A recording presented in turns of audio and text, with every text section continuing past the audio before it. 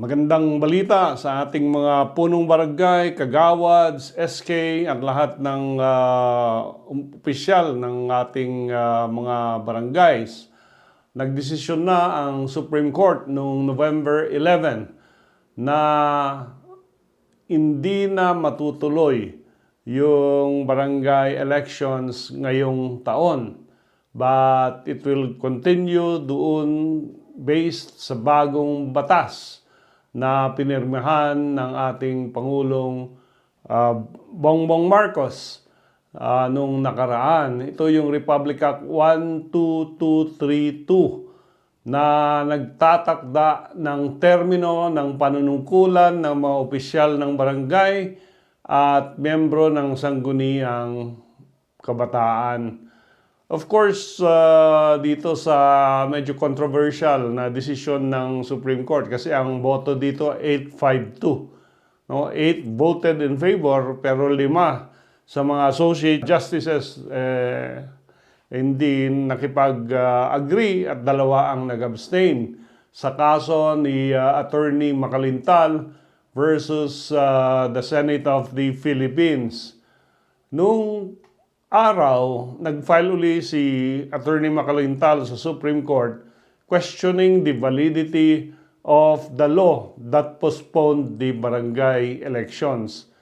Doon sa kasong yon, sinabi ng ating Korte Suprema, walang kapangyarihan ang Korte Suprema na i-postpone ang mga local, barangay, and SK elections. So ano ang diferensya sa bagong Supreme Court decision na ito? Dito sa Supreme Court decision, merong kapangyarihan ang Kongreso, meaning lower house and Senate, to extend the term of the punong barangay and other officials of the barangay. And yung postponement ay incidental lamang, nasagasaan lamang, nagkataon lamang na dahil in-extend yung term, na-postpone yung election nung supposed to be 2025.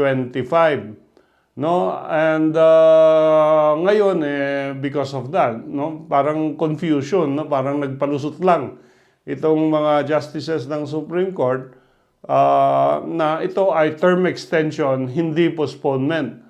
At iniwasan nila yung earlier decision nila na walang kapangyarihan ang Congress na i-postpone ang anumang elections. Of course, dito sa decision na sinulat ni Justice Lopez, ay sinabi niya na ang Article 10, Section 8 ng Constitution ay nagbibigay sa Kongreso ng otoridad, kapangyarihan na itakda ang terms, ang termino ng mga opisyal sa barangay. Hindi nakatali sa 3 term limitation ang mga barangay. Sabi pa dito, no? Pag postpone ng election ay incidental lamang.